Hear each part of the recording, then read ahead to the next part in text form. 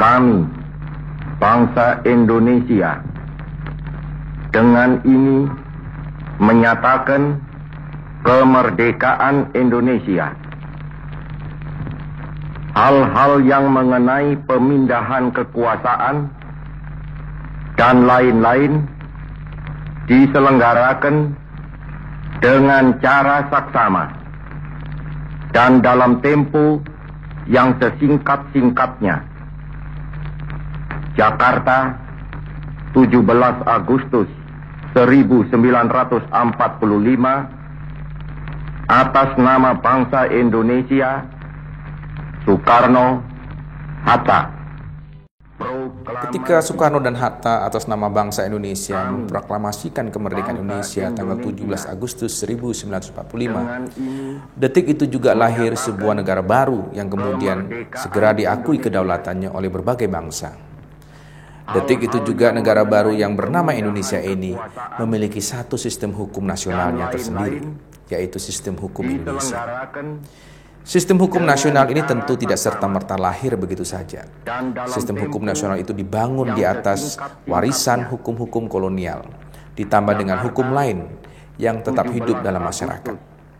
Hukum yang tetap hidup ini adalah hukum adat, sebagai hukum asli bangsa Indonesia dan hukum agama. Dengan demikian, hukum barat, hukum adat, dan hukum agama merupakan tiga pilar penting yang menopang sistem hukum nasional Indonesia.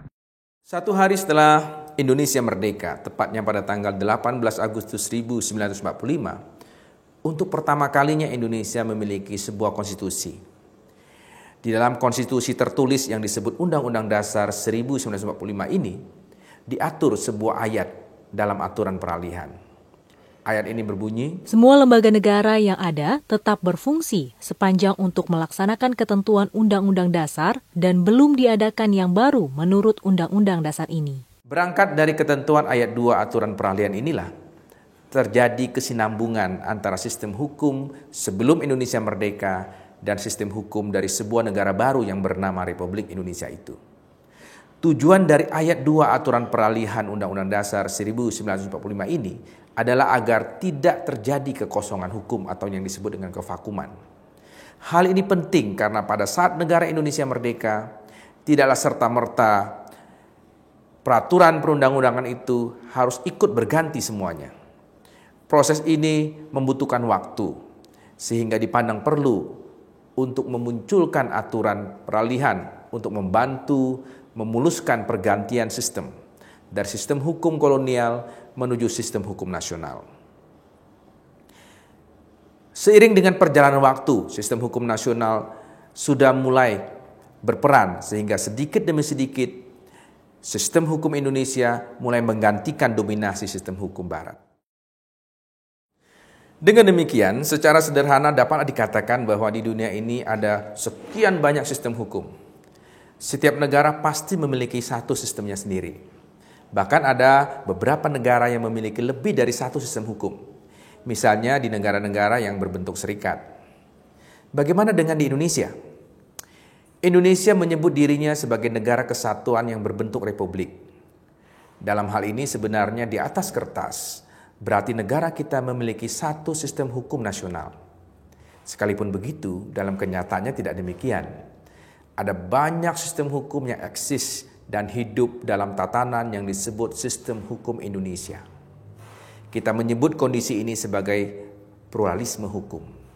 Jadi pluralisme hukum adalah kondisi keberlakuan beberapa sistem hukum secara bersamaan pada satu ruang tertentu. Pada saat sekarang sistem hukum yang berlaku di Indonesia itu adalah warisan dari zaman ketika kita belum merdeka, yaitu ketika dijajah oleh Belanda. Pada zaman Hindia Belanda itu pada dasarnya berlaku hukum adat masing-masing tiap suku di Indonesia.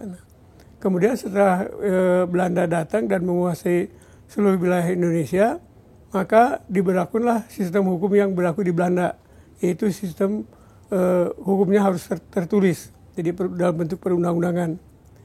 Hanya untuk bagi orang Indonesia asli tetap dipertahankan hukum adatnya masing-masing. Jadi dengan sebuah peraturan perundang-undangan, pemerintah Belanda menetapkan bahwa berlakulah hukum tertulis di Indonesia yang berlaku terutama bagi orang Eropa. Nah, tapi bagi orang Indonesia asli tetap diberlakukan hukum adatnya masing-masing. Nah, tapi sekarang setelah kita merdeka ada timbul masalah apakah sistem yang lama itu mau dipertahankan atau tidak. Nah, kalau mau dipertahankan akan menggunakan sistem apa? Seperti kita ketahui di dunia itu dikenal dua sistem hukum yang sangat berpengaruh, yaitu sistem common law dan sistem civil law.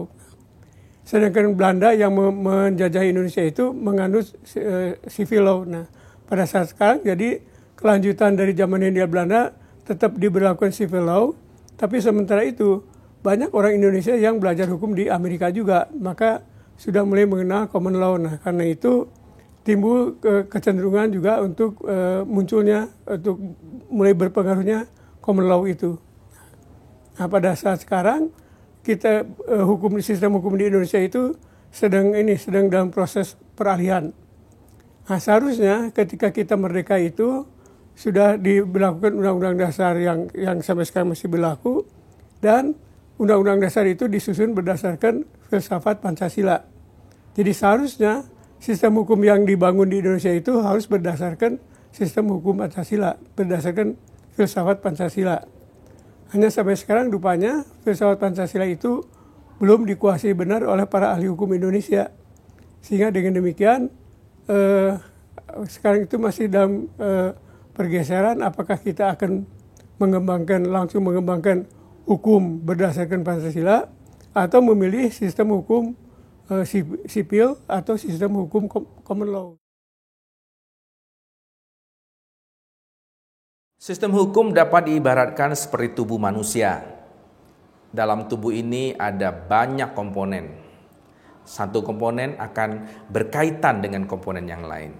Sehingga apabila ada satu komponen saja yang tidak bekerja dengan baik, maka ia akan mempengaruhi kinerja keseluruhan sistem. Demikianlah dengan sistem hukum. Sistem hukum terdiri dari komponen-komponen yang membentuknya, sehingga diasumsikan sistem ini sudah lengkap. Dalam sistem hukum, secara konvensional terbagi menjadi substansi hukum, struktur hukum, dan budaya hukum.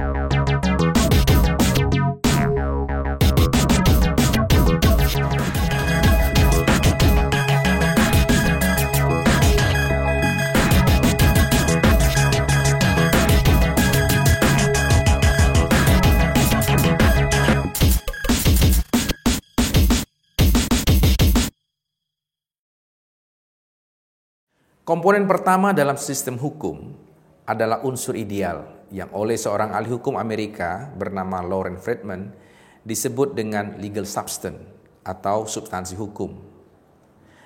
Dalam gambar ini terlihat begitu banyak substansi hukum, mulai dari undang-undang sampai dengan tanda-tanda lalu lintas. Substansi hukum melengkapi semua sumber hukum seperti undang-undang, kebiasaan, jurisprudensi, doktrin, perjanjian internasional, dan kode etik profesi. Pendapat bahwa penyesuaian harga BBM bersubsidi menjadi pilihan pahit. Unsur hukum yang ideal tidak akan ada gunanya jika tidak ditegakkan. Untuk menegakkan hukum diperlukan infrastruktur yang mendukungnya. Salah satu infrastruktur yang sangat penting adalah aparat penegak hukum itu sendiri. Kelembagaan negara seperti parlemen, presiden, peradilan adalah lembaga-lembaga yang dimaksud. Masing-masing memiliki kewenangan sebagai lembaga struktural. Jika di masyarakat pedesaan yang tradisional hukum adat masih kuat dijadikan pegangan, tidak demikian dengan masyarakat perkotaan. Sekalipun demikian, hukum yang hidup atau living law tetap dapat dijumpai. Hukum yang hidup ini adalah budaya hukum yang dipraktikkan dalam keseharian oleh masyarakat. Kegiatan para pencari rezeki yang menjadi joki untuk mobil-mobil yang akan melintasi jalur 3-in-1 adalah contoh sebuah praktek hukum yang mulai menjadi kebiasaan. Sekalipun ini bentuk pelanggaran hukum. Jika pelanggaran ini dibiarkan berlarut-larut tanpa ada penindakan, maka muncullah persepsi bahwa hal ini telah berlaku secara sosiologis. Ya, jadi pada saat sekarang itu muncul persoalan sehubungan dengan dalam kenyataan bahwa hukum adat masih berlaku di Indonesia. Nah, hukum adat itu masing-masing memang beragam-ragam, berbeda-beda. Maka kalau kita ingat bahwa hukum itu bertujuan untuk menciptakan ketertiban dan yang adil, jadi harus selain tertib juga harus mewujudkan keadilan, maka supaya adil itu tentu hukum yang diterapkan harus sesuai dengan rasa keadilan masyarakat setempat. Nah, karena masyarakat setempat kita itu rasa keadilannya memang dalam kenyataan berbeda-beda, maka saya berpendapat sistem hukum yang harus kita jalankan di Indonesia adalah menggunakan pluralisme dan jangan dipaksakan supaya menjadi hukum tunggal, gitu. Belum waktunya. Jadi yang harus dibangun itu kan sistem hukum yang sesuai dengan kepribadian bangsa sendiri, yaitu harus berdasarkan Pancasila. Nah, tapi pada saat sekarang memang ada perasaan pesimis bahwa hal itu akan bisa terjadi karena pengaruh interaksi dengan dunia luar. Maka mau tidak mau kita pertama-tama kan harus mempertahankan eksistensi. Nah, untuk itu mau tidak mau harus ekonominya harus kuat. Nah, nampaknya pengaruh ekonomi internasional juga sangat kuat, yaitu berpengaruhnya kapitalisme. Nah, tapi saya kira kapitalisme pun sudah mulai memperlihatkan tanda-tanda kegagalan. Nah, dari kegagalan kapitalisme ini barangkali bisa kita optimis bahwa pada suatu waktu kita akan bisa membangun hukum berdasarkan Pancasila itu. Tidak dapat disangkal bahwa sistem hukum Indonesia yang semula dikategorikan masuk ke dalam keluarga sistem civil law, dewasa ini sudah mulai juga mendapat pengaruh dari keluarga sistem common law. Hal yang sama juga terjadi pada negara-negara yang menganut keluarga sistem common law yang juga sedikit demi sedikit telah mengakomodasi kebutuhan peranata-peranata hukum dari keluarga hukum berbeda. Demikianlah, sistem hukum suatu negara adalah sebuah tatanan normatif yang diasumsikan sudah lengkap, mengandung nilai, asas, dan norma hukum yang berlaku. Pandangan demikian sebenarnya belum cukup, karena sistem hukum tidak hanya didukung oleh unsur substansi, tetapi juga oleh lembaga-lembaga yang menopang cara hukum itu bekerja. Kelembagaan hukum ini merupakan unsur struktural. Lalu, sistem hukum juga mencakup unsur budaya hukum, yaitu pola-pola perilaku yang telah dijalankan secara terus-menerus.